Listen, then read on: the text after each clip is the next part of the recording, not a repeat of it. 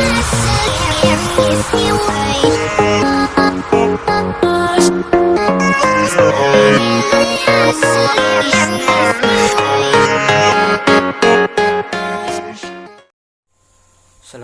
warahmatullahi wabarakatuh. Perkenalkan, nama saya Gus Ahmad Rifai dari kelompok 1 dengan judul makalah Al-Quran dan Hadis sebagai pedoman hidup sekaligus dasar penyelenggara pendidikan.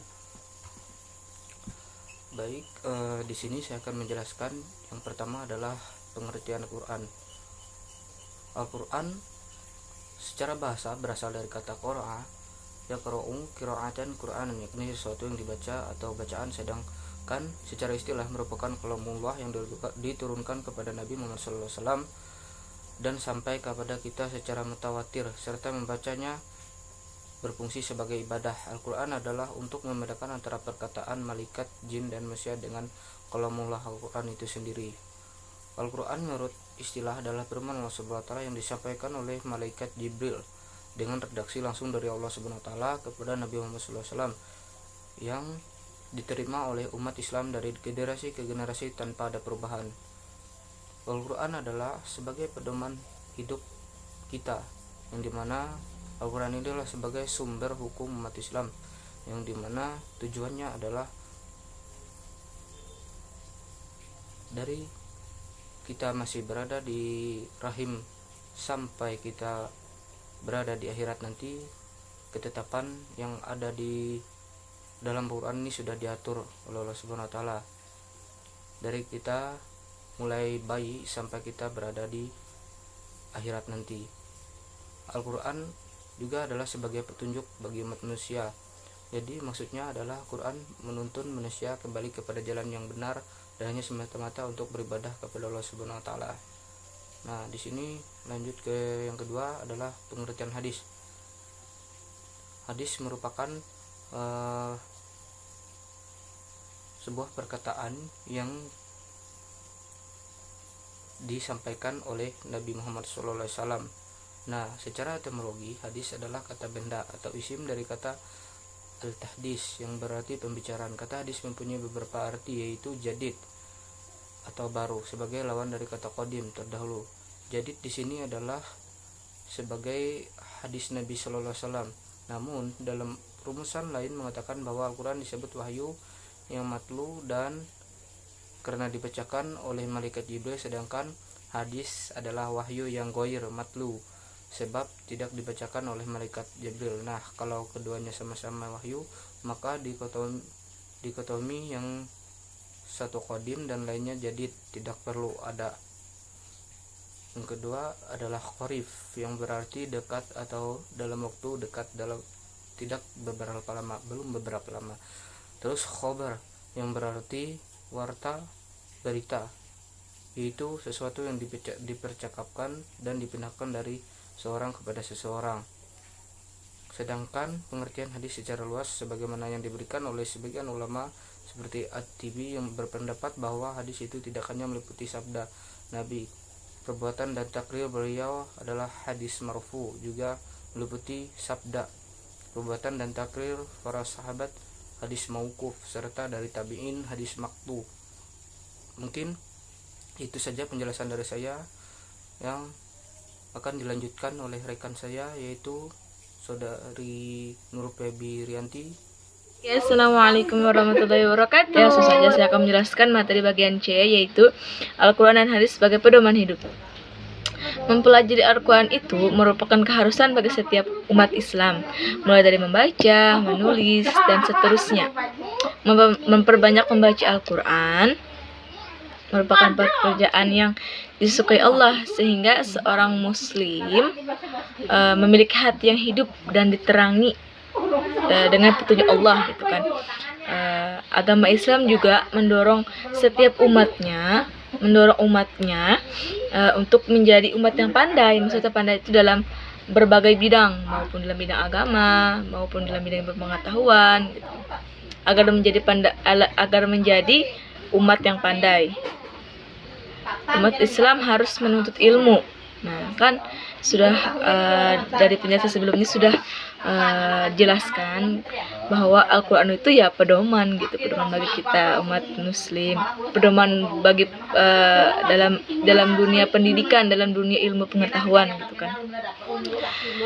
Ilmu adalah sebuah bekal untuk kehidupan baik di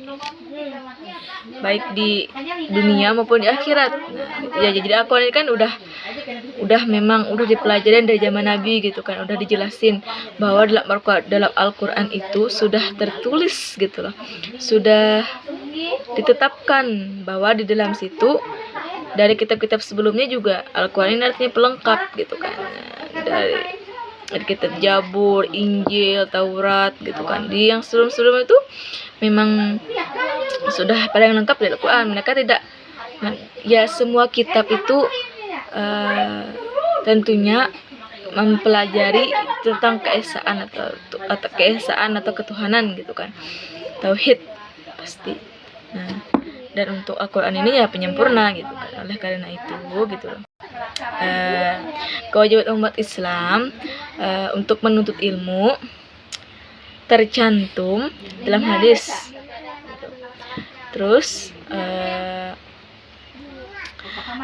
Al-Quran dan hadis juga merupakan pedoman dan landasan bagi kaum muslimin dalam menjalankan kehidupan sehari-hari, karena di dalamnya terdapat berbagai aturan. Nah, kan udah saya bilang tadi kan, karena Al-Quran itu artinya lengkap gitu, udah lengkap di situ aturan apapun, aturan tentang kehidupan kita umat muslim sudah tertera dalam Al-Quran. Al-Quran dan hadis juga merupakan pedoman dan landasan bagi kaum muslimin dalam menjalankan kehidupan sehari-hari, karena di dalamnya terdapat berbagai aturan. Nah, kan udah saya bilang tadi kan, karena Al-Quran itu artinya lengkap gitu, udah lengkap di situ aturan apapun, aturan tentang kehidupan kita umat muslim sudah tertera dalam Al-Quran, sudah tertulis, bahkan sudah Allah katakan, Allah jelaskan dalam Al-Quran gitu kan. Nah, terus karena di dalam terdapat berbagai aturan kan, itu baik yang berhubungan dengan aturan dunia maupun akhirat gitu, udah lengkap lah pokoknya. Yang kita tidak tahu sekarang nih, zaman sekarang nih, kita tidak tahu masa sekarang, Allah udah menuliskan yang di depan. Allah sudah menuliskannya dalam Al-Quran, Allah sudah menuliskannya dalam Al-Quran,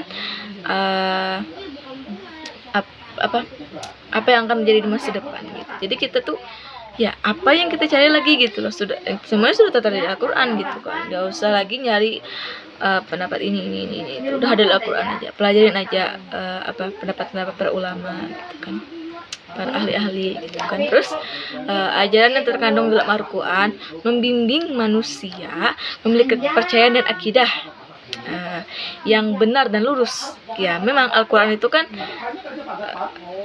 petunjuk yang benar gitu kan, yang memang benar buat kita gitu kan, lurus. Ini yang lurus lah itu. Kalau kamu melenceng dari Al-Quran, ya sudah pasti kamu tidak lurus, itu namanya sudah menentang daripada jalur gitu, sudah keluar daripada jalur. Kalau misalkan kamu tidak percaya Al-Quran gitu, tidak mengikuti aturan-aturan yang udah Allah tuliskan dalam Al-Quran gitu kan, peraturan dan hukum yang baik itu, serta akhlak mulia dan terpuji dalam mencapai kebahagiaan di dunia maupun di akhirat gitu. Terus pemahaman terhadap Al-Quran itu wajib, dan hadis itu wajib dimiliki oleh umat Islam gitu kan, yang mengimaninya. Ya umat Islam mengimaninya tuh terlebih sejak kecil. Kita harus sudah tahu apa itu hakikatnya Al-Quran, apa itu tujuan dari diciptakannya Al-Quran, apa itu Al-Quran gitu, apa itu hadis gitu kan. Dari waktu kecil kita udah harus diajarkan kepada adik-adik atau anak-anak kita gitu kan, agar lebih membekas dan bermakna nanti kedepannya dia tidak salah jalur gitu kan. Dan sejak itu udah diajarkan. Jadi nanti kalau dia besar, dia udah bermasyarakat di dalam lingkungan masyarakatnya, jadi dia tidak melenceng daripada Al-Quran gitu, dan hadis gitu loh. Dalam tulisan ini kita akan membahas tentang Al-Quran dan hadis beserta ruang lingkupnya gitu. Terus sambung lagi materi bagian D, yaitu Al-Quran dan hadis sebagai dasar penyelenggaraan pendidikan. Sebagai Sebagian besar umat Islam menetapkan sumber ajaran Islam itu adalah Al-Quran, As-Sunnah, dan Ijtihad. Kesepakan itu tidak semata didasarkan kemauan bersama, tapi kepada dasar-dasar normatif yang berdasarkan dari Al-Quran dan As-Sunnah itu sendiri. Maksudnya tuh ya memang di dalam Al-Quran dan As-Sunnah itu memang sudah dijelaskan dasar-dasar daripada pendidikan itu, yaitu Al-Quran dan hadis gitu, As-Sunnah gitu kan. Maksudnya dari As-Sunnah itu hadis gitu, hadis. Terus karena pendidikan itu seharusnya mengadakan jalan bagi pertumbuhan manusia dalam segala aspek spiritual, intelektual, imajinatif, fisikal, ilmiah, linguistik, baik secara individual maupun secara kolektif, dan memotivasi seluruh aspek untuk mencapai kebaikan sana. Di situ juga udah dijelasin kan dalam Al-Quran tuh, mau pelajaran apapun, kimia, fisika, linguistik, bahasa, itu sudah memang udah diterapkan, itu udah terteruskan di situ. Jadi gitu ya memang benar gitu, Al-Quran itu memang harus dijadikan sebagai pedoman atau dasar-dasar bagi pendidikan, karena Al-Quran dan As-Sunnah itu sesuatu apa udah benar gitu ya, walaupun ada beberapa orang-orang yang menyalahkan atau tidak benarkan atau mempalsukan hadis itu misalkan. Tapi yang memang kita ketahui kan Al-Quran dan hadis itu memang benar gitu kan. Di situ juga sudah Allah tuliskan dalam Al-Quran ada dasar pendidikan kan, udah dijelaskan tadi itu. Kan? Terus menjelaskan hubungan manusia dengan alam dan tugasnya gitu, untuk mengetahui hikmah penciptaan dengan cara memakmurkan alam semesta. Terus menjelaskan hubungan dengan Khalik sebagai pencipta. Atau atas dasar ini Quraish Shihab tahu kan dalam bukunya Membumikan Al-Quran bahwa tujuan pendidikan Al-Quran adalah membina manusia secara pribadi dan kelompok sehingga mampu menjalankan fungsinya sebagai hamba dan khalifah yang membangun dunia ini sesuai dengan konsep yang ditetapkan Allah. Nah gitu ya, masih banyak sih, nanti boleh dibaca di makalahnya ya. Ini cuma penjelasan secara singkatnya aja. Kalau memang pengen lebih jelasnya lagi, dan kalau memang pengen lebih lengkapnya lagi, baca aja di makalah.